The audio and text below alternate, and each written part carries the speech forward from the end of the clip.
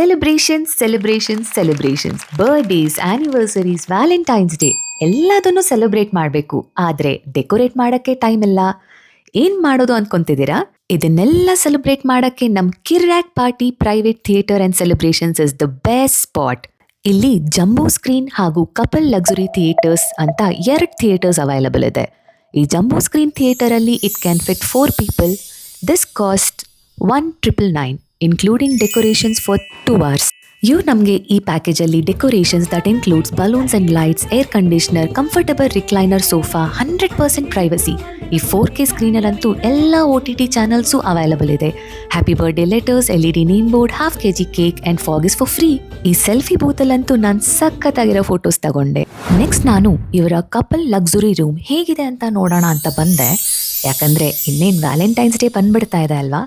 ನೀವೇನಾದರೂ ನಿಮ್ಮ ವ್ಯಾಲೆಂಟೈನ್ಸ್ಗೆ ಪ್ರಪೋಸ್ ಮಾಡಬೇಕು ಅಂತ ಇದ್ರೆ ಈ ಸ್ಪಾಟ್ ಪರ್ಫೆಕ್ಟ್ ಆಗಿರುತ್ತೆ.